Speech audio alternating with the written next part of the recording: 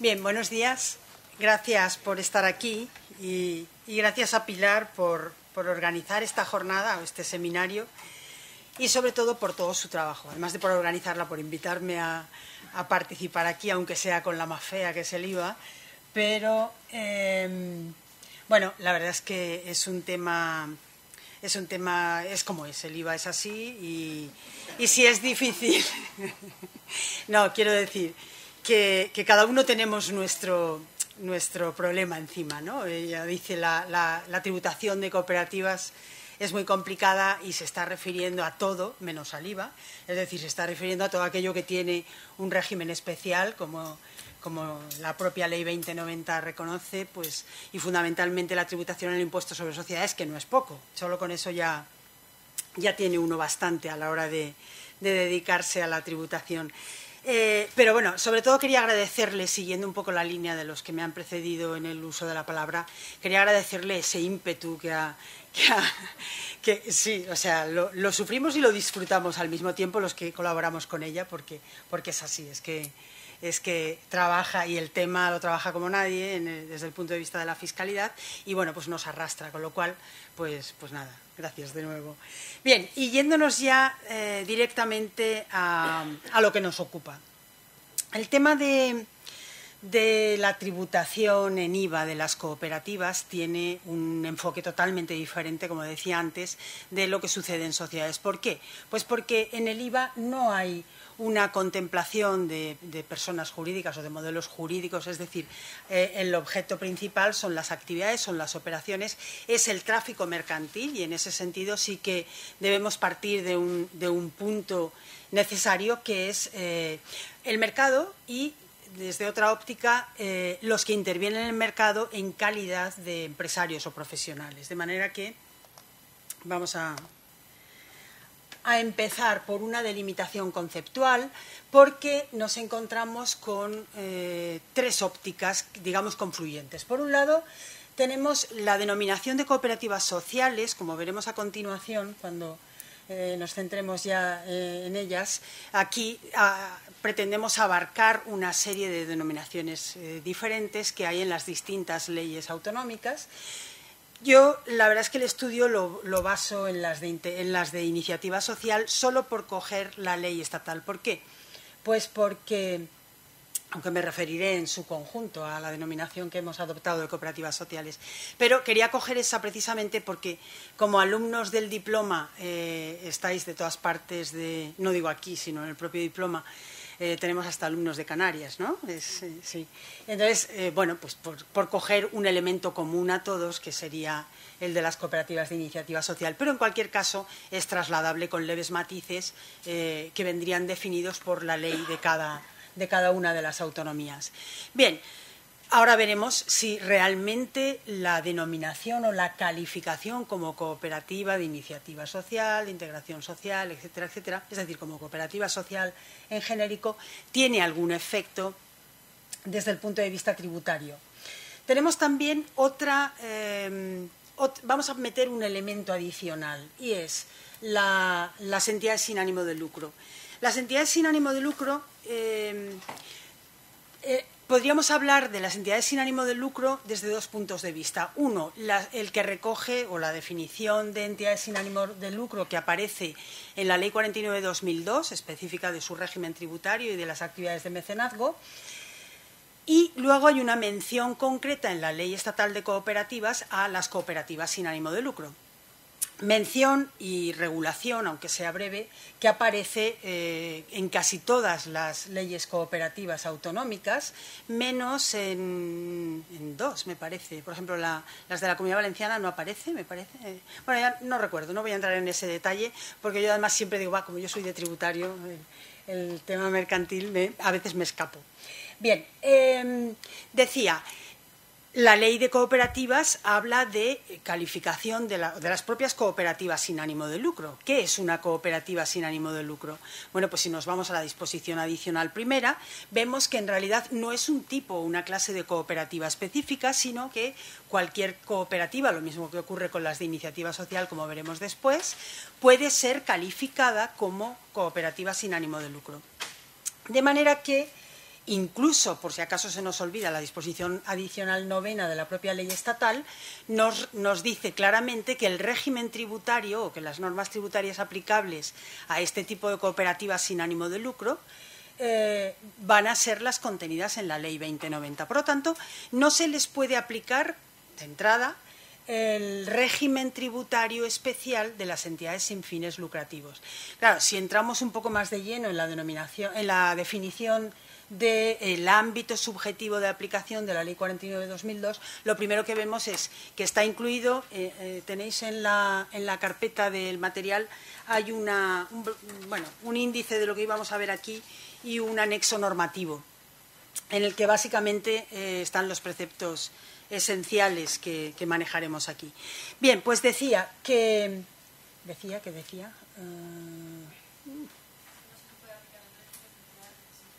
Vale, gracias. Vale, efectivamente. Lo primero que hace la ley... da gusto. Además, ella es una alumna aventajada del máster de Derecho de la Empresa y que se ha dedicado a estudiar las cooperativas, con lo cual... bienvenida aquí. Bien, decía que la propia definición del ámbito subjetivo de la Ley 49/2002, en su artículo 2, ya delimita qué entidades, aunque sea a efectos de esta ley, qué entidades van a estar sujetas, que son fundaciones, asociaciones declaradas de utilidad pública, ONGs de desarrollo, grosso modo, no entro en detalles, y Comité Olímpico y Paralímpico Español y federaciones deportivas. De manera que, por la forma jurídica, aquí vemos que no hay de principio, de entrada, no hay ni siquiera una leve posibilidad de aplicación de esta ley a las cooperativas. ¿De acuerdo?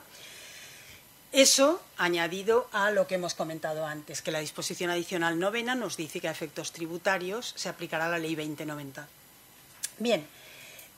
Luego sí que tenemos algunas leyes como la catalana, la madrileña y la valenciana que dicen que a todos los efectos las cooperativas sin ánimo de lucro se consideran o se califican como entidades sin fines, tendrán la calificación o la consideración de entidades sin fines lucrativos. ¿Eso qué significa? Significa que a efectos tributarios va a podérseles aplicar, pues hombre, si entendemos que el régimen tributario es de carácter estatal y no hay posibilidad de modificación por las comunidades autónomas fuera de los límites o márgenes que permita la ley estatal, la ley 2090 evidentemente no supone una definición o una calificación más allá de lo que se le permita. De manera que aunque el artículo 3 de la Ley 49/2002 define con detalle qué son qué requisitos debe cumplir una entidad sin ánimo de lucro para entrar en este régimen tributario más favorable, si eso se consiguiera a futuro vía modificación normativa, afectaría al impuesto sobre sociedades y a ITP y a JD en su caso y a algunos locales. Impuestos sobre bienes inmuebles, etcétera. Es decir, tampoco repercutiría en el tratamiento tributario que las cooperativas tendrían en el IVA. Por lo tanto, nos olvidamos ya de este tema y nos pasamos al siguiente. Entidades de carácter social. Y aquí ya sí nos vamos a una calificación, lo mismo que hemos visto antes. Se trata de una calificación, pero en este caso concreto es a efectos de la ley del IVA, es decir, a efectos de la exención de la prestación de servicios de asistencia social que recoge la ley del IVA, la ley 37/92, en su artículo 21 octavo. Y nos centramos ya en este ámbito. Yo no sé qué hago, que lo muevo y se queja. Bien. Nos vamos ya de lleno al tema de las cooperativas sociales y el tratamiento tributario en el IVA. Primero, como decíamos antes, distintas denominaciones pues de iniciativa social, artículo 106 de la Ley de Cooperativas, la ley estatal, de inserción social, como o de integración, como nuestra ley valenciana, o de interés social, de servicios sociales o de bienestar social. Digamos que las más comunes son las dos primeras, la de integración menos, pero en fin, en cualquier caso recibe todas esas denominaciones, por lo tanto esa agrupación genérica en la denominación cooperativas sociales, digamos que nos permite referirnos a todas ellas, porque en realidad luego los requisitos básicamente no difieren más que en algún caso en leves matices. Requisitos según el artículo 106 de la ley estatal. Lo primero que dice es que es una cooperativa sin ánimo de lucro y cabría plantearse cuál es el concepto de lucro que se maneja aquí. Volveremos a este punto cuando hagamos ciertas matizaciones, sobre todo porque la equiparación que la ley de IVA hace al carecer de finalidad lucrativa va por la misma línea. Va por la misma línea no porque lo diga la ley, sino por la interpretación que hace el Tribunal Europeo de Justicia. Y es, en definitiva, que lo que prevalece no es un concepto objetivo, sino subjetivo del lucro. Es el reparto, la ausencia de reparto de ventajas para los socios. Por lo tanto, en esta línea es en la que tenemos que interpretar esa ausencia de lucro. Pero nos encontramos, en primer lugar, con que el propio artículo 106 dice, leo el inicio del apartado primero, serán calificadas como de iniciativa social aquellas cooperativas sin ánimo de lucro y con independencia de su clase. Es decir, nos está diciendo que cualquier cooperativa, cualquier clase de cooperativa podrá ser una cooperativa de iniciativa social o con su denominación adicional y demás, pero se va a regir por sus normas propias, como el propio 106 establece, por las normas propias de cada clase de cooperativa, y eso significa que a efectos tributarios, como explicará después Pilar Alguacil, va a gozar de una protección diferente según la clase de cooperativa, fiscalmente protegida, meramente protegida o especialmente protegida, o incluso no protegida, ¿no? Si no cumple los requisitos previstos. Bien, en cualquier caso, la clave es, para poder tener una cooperativa calificada de iniciativa social o de interés social en general, aparte de carecer de ánimo de lucro, necesariamente tiene que perseguir como fin social la satisfacción de necesidades sociales. La ley dice no atendidas por el mercado. En realidad esta coletilla hay que interpretarla en el sentido de no atendidas adecuadamente, porque, bueno, ¿quién define el nivel de atención o cómo se está? Si nos fijamos en todo el sector de la dependencia, bueno, la situación actual es realmente desastrosa, con la falta de ayudas, con la recalificación de distintos grados de dependencia que han ido surgiendo y, bien, evidentemente ahí lo que se produce es una desatención, por más que haya una ley de dependencia que prevea un montón de cosas que luego en la práctica pues las comunidades autónomas no están pudiendo llevar a cabo, fundamentalmente por falta de medios. Pero eso provoca una desigualdad social y una desatención a un colectivo realmente importante. Y un colectivo que o una condición, la de los discapacitados en general, o las personas que están en el marco de aplicación de la ley de dependencia, que básicamente son las que integrarán las cooperativas de iniciativa social, porque es el sector en el que más amplio desarrollo han encontrado. Bien, pues ese sería el fin social en genérico. La ley previamente define dos, con más detalle. Dice, las que tienen por objeto social bien la prestación de servicios asistenciales mediante la realización de actividades sanitarias, educativas, culturales y otras de naturaleza social, o bien el desarrollo de cualquier actividad económica que tenga por finalidad la integración social de personas que sufran cualquier clase de exclusión social y, en general, satisfacción de necesidades sociales no atendidas por el mercado. Bien, en este punto de la integración laboral de personas con exclusión social tenemos un punto de encuentro con las empresas de inserción sociolaboral. De hecho, en la propia ley, ¿cuál sería la diferencia? Pues que la ley de empresas que regula las empresas de inserción social, que es de 2011, la ley 7 de 2011, permite varias formas jurídicas para la empresa que va a llevar a cabo este tipo de actividades. En cambio, aquí pues está definido cooperativas de iniciativa social que se dedican a esta inserción social, pues ya tienen su ámbito a partir de la forma jurídica perfectamente concreto. Bien, tenemos que, como decíamos antes, nos encontramos con una cualificación añadida a la clase de cooperativa que se dedique a realizar estas actividades o este fin social.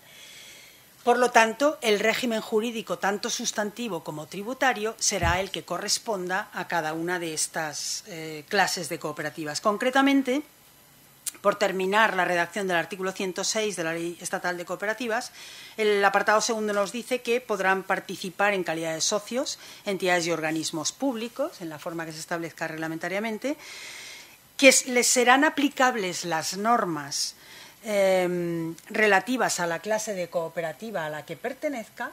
Lo que ocurre es que hay unas formas de cooperativa, unas clases de cooperativa más propicias o más proclives que otras. La de trabajo asociado, por ejemplo, es una de las más comunes de cara a la creación de empresas de iniciativa social. ¿Por qué? Pues porque se presta perfectamente. Hay autores que consideran también, y hay realidades, lo que pasa es que menos cooperativas que pueden ser de consumo, de consumidores y usuarios, y también las hay de servicios, en cuyo caso cada una de ellas tendría pues su normativa específica, tanto sustantiva como tributaria. Y en cualquier caso, la Ley 2090 aplicable a todas ellas, pero ya lo sabéis todos los que estáis aquí, aplicable a todos los ámbitos tributarios, excepto al de IVA, que vamos a entrar ya de lleno. No sé hasta qué hora tengo, ¿10 minutos o menos? Creo que menos, vale. Pues bien, pues entonces no entro en el concepto de asistencia social, que todos sabemos, ¿o sí? ¿Sí? Venga. Conjunto de acciones y actividades desarrolladas por el sector público o por entidades o personas privadas fuera del marco de la seguridad social, destinando medios económicos, personales u organizatorios a atender fundamentalmente estados de necesidad y otras carencias de determinados colectivos, ancianos, menores y jóvenes, minorías étnicas, drogadictos, refugiados y asilados, etcétera, u otras personas en estado de necesidad, marginación o riesgo social. Definición que tomamos del informe de la Secretaría General Técnica del Ministerio de Asuntos Sociales de 23 de junio de 1995. Bien, a partir de aquí nos encontramos con que una cooperativa social que se dedica a la prestación de servicios de asistencia social puede estar en IVA en una de estas situaciones. Primero, si todas las operaciones que realiza son a título gratuito, y digo todas, nos vamos a encontrar con que esa entidad, esa cooperativa, no es sujeto pasivo de IVA. Es decir, no es sujeto pasivo para la directiva, la 2006-112, porque utiliza esa denominación. En nuestra ley de IVA no es considerado empresario o profesional, artículo 5 de la ley de IVA, y por lo tanto las operaciones están no sujetas. ¿Cuál es la consecuencia? ¿Cuál es el efecto económico? No sé si había puesto así, como viene ahora a continuación entraremos en el detalle. Otra situación en la que nos podemos encontrar, pues que la cooperativa opere mediante precios, mediante contraprestación. Si se enmarca toda su actividad y las características en el ámbito definido por la exención, artículo 21 octavo, tendremos que la actividad de atención social o las operaciones de atención social, de asistencia social, van a ser llevadas a cabo por una entidad, en este caso la cooperativa, que tendrá el carácter a efectos de la ley de IVA de organismo o entidad de carácter social. Luego veremos qué relevancia tiene eso. En segundo lugar, si la cooperativa está trabajando con precios, o aunque sea incluso inferior al coste o un precio simbólico, nos encontraremos con que, de cualquier otra forma, puede no reunir los requisitos para la exención, nos encontraremos con una operación gravada por el IVA. Incluso, como digo, cuando trabajan con un precio simbólico, aunque sea inferior al coste. Y por último, tercera situación, incluida en la segunda, y todas ellas incluidas en operar mediante precio. Si la cooperativa realiza operaciones que generan derecho a deducir, es decir, sujetas y gravadas, y otras que no generan derecho a deducir, básicamente exentas con exención limitada, se va a encontrar con la dificultad añadida de tener que aplicar la prorrata, bien la general, bien la especial. Primera situación, no sujeción al IVA, lo que decíamos, tenía que operar la cooperativa, todas sus operaciones, realizarlas de modo gratuito, porque si opera mediante precio va a tener una situación diferente. En este caso, como decía, ni es sujeto pasivo de IVA, según nuestra ley, ni es según la directiva, ni es empresario según la ley de IVA. Ahora bien, si percibe subvenciones, aquí el matiz es que no estén vinculadas al precio, porque aunque opere a precio cero, si percibe subvenciones que según la ley del IVA, artículo 78, pueden ser consideradas como vinculadas al precio de la operación, claro, hay que matizar según la doctrina del Tribunal de Justicia, del Tribunal Europeo, operaciones sujetas, porque si van vinculadas a operaciones exentas tampoco entrarían en la base imponible, lógicamente. Y además tampoco entrarían en el cómputo de la prorrata. Es curioso porque esa situación, a partir de la última modificación del artículo 104 y concordantes en materia de prorrata, bueno, pues hay gente que todavía sigue metiendo en el denominador de la prorrata las subvenciones que acompañan a una operación exenta, y no es así. Esas subvenciones han desaparecido del mapa, yo creo que por rebote del Gobierno español en el momento en que se produjo la modificación. Digo, sí, pues ahora ya ni esas ni ninguna. Bien.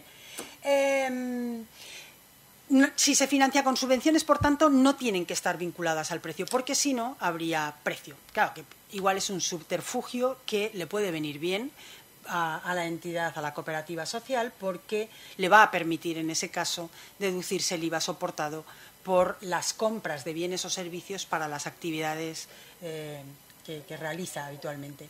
¿Por qué? Pues porque el efecto económico, cuando tenemos una operación no sujeta o bien una operación exenta para la cooperativa social, es que no se puede deducir el IVA soportado. Es decir, ¿quién sale beneficiado? El destinatario. Y es lo que se pretende con esa exención, según la interpretación que hace el Tribunal Europeo, beneficiar al destinatario de las operaciones. Incluso dice más, beneficiar al organismo que se dedica a la prestación de servicios de asistencia social. Pero no lo beneficia en absoluto porque se le impide deducir las cuotas de IVA soportadas. Tenéis en el material que he dejado los artículos 102 y 104 recortados para que se vea esa situación. ¿Por qué no se puede deducir el IVA soportado? Bien, en cuanto a la exención que establece el artículo 21 en materia de prestación de servicios de asistencia social, lo primero que nos encontramos es con una relación de servicios que se consideran incluidos en el marco de la exención, y lo primero que cabe plantearse ¿es una lista abierta o cerrada? El Tribunal Económico Administrativo Central dijo que era lista cerrada. Después otros tribunales han cambiado de criterio y dicen es una lista abierta, y la mayor parte de la doctrina que estudia este tema, que son 2 o 3 autores, están por la misma línea. Bien, en cualquier caso, hay una diferencia fundamental con la directiva IVA, y es: la directiva prevé la exención no solo de las prestaciones de servicios de asistencia social relacionadas con la asistencia social o la seguridad social, dice la directiva, sino también las entregas que lleve aparejadas, que sean relacionadas. En nuestra ley interna no aparece la exención de las entregas, lo cual a lo mejor es bueno para evitar ese efecto. Bien, en cuanto a los requisitos que se exigen, es que la entidad cumpla con las condiciones que determinan su calificación como entidad de carácter social. El carácter social de la entidad se define en el artículo 20, apartado 3 de la Ley del IVA, básicamente, en este punto de la asistencia social, por dos aspectos. Uno, carecer de finalidad lucrativa, y si se obtienen beneficios eventualmente, con lo cual no se cierra la puerta a la posibilidad de obtener beneficios, que se reinviertan en actividades exentas de la misma naturaleza. Como veis, lo que decía antes, no hay un concepto objetivo de lucro, sino subjetivo, en cuanto que no es lucro partible. Y, por otro lado, que los cargos de los órganos rectores no deben ser remunerados y no tienen que tener interés económico en la explotación, en los resultados de la explotación. Hay un tercer requisito, pero no se aplica en cuanto a los destinatarios, que sí que limitaría a la cooperativa, pero no se aplica porque en asistencia social no está ese requisito. Bien, hemos tenido un cambio. Desde 1 de enero de 2013 no es necesario el reconocimiento previo de carácter administrativo de esa naturaleza social de la entidad. Antes había que solicitarlo y había que esperar al reconocimiento previo. No era constitutivo, se decía, simplemente declaratorio, pero había que esperar. La directiva IVA permite condicionar la exención a cierto número de condiciones, valga la redundancia, y bueno, al fin y al cabo deja al arbitrio de cada Estado miembro establecer ese condicionamiento o no, dentro de los márgenes que permite. Aquí nos hemos encontrado desde 1 de enero de 2013 con que la aplicación va a ser automática. De hecho, se añadió un último párrafo por la Ley de Presupuestos para 2013, se añadió un último párrafo al 23 que dice: las exenciones correspondientes a los servicios prestados por entidades o establecimientos de carácter social que reúnan los requisitos anteriores se aplicarán con independencia de la obtención de la calificación a que se refiere el párrafo anterior, siempre que cumplan las condiciones que resulten aplicables en cada caso. Estas dos que hemos mencionado. Bien, precisiones, y ya con mucha rapidez, porque me estoy comiendo el tiempo de Pilar, lo que he comentado antes del concepto de beneficio o lucro no partible, en consonancia con la doctrina del Tribunal Europeo. Hay dos sentencias básicas en esta materia, que son la Kennemer-Golf y la King-Crest. Y luego, para permitir la exención cuando la asistencia social se presta por personas físicas, hay otras dos, pero claro, aquí no entramos en ese detalle, que serían la Gregg y la Hoffman. Bien, en cualquier caso, la gratuidad de los cargos no excluye de la posibilidad de compensar los gastos. Ya hemos dicho que no entran las entregas accesorias a la prestación del servicio, pero sí alcanza a los servicios accesorios de alojamiento, alimentación y transporte que puedan darse en su caso. Y por último, una relación de operaciones exentas. La directiva, en cambio, solo recoge dos: asistencia social y seguridad social, y protección de la infancia y de la juventud. El tema de si es lista abierta o no, yo entiendo que no, porque bueno, pues pueden darse por necesidades sociales otro tipo de actividades que precisen, para esos mismos colectivos, que precisen atención. Bien, y por último, las prestaciones sujetas al IVA, cuando la cooperativa opera mediante precio y no cumple los requisitos para la exención. En este caso, la base imponible estará constituida por el importe de la contraprestación, incluye las subvenciones vinculadas al precio y excluye los descuentos. Si hay operaciones que se realizan a título gratuito, habrá que imputarlas mediante autoconsumo, por el coste o por el precio de mercado. Y el tipo de gravamen, en principio, será el 10% para las operaciones que teóricamente estarían exentas, objetivamente exentas, pero no se produce la exención por un incumplimiento de las circunstancias subjetivas de la entidad. Por lo tanto, serían las actividades recogidas en el 21.8 de la ley. El 4% para servicios de teleasistencia, ayuda a domicilio, centro de día y de noche y atención residencial. Y por último, creo que va a ser difícil su aplicación, a pesar de lo que ha dicho la DGT en muchas ocasiones. A tipo general, para operaciones que no estén incluidas en la relación de exenciones. Antes se aplicaba a tipo general para la misma atención prestada por personas físicas, pero la DGT cambió el criterio a raíz de la jurisprudencia que comentaba. ¿Qué ventaja hay aquí? Pues que el IVA soportado es deducible. Si en su caso la cooperativa estuviera sometida a prorrata, nos encontraríamos con un menor IVA deducible y mayores costes indirectos de cumplimiento por tener que aplicar esa prorrata. Conclusión: hay unos gastos, hay unos costes que las cooperativas normalmente no repercuten, porque operan sin precio o a coste, y a veces por debajo del coste. No cabe renuncia a la exención ni opción por estar o por no estar, es decir, aplicación automática, y por lo tanto no hay.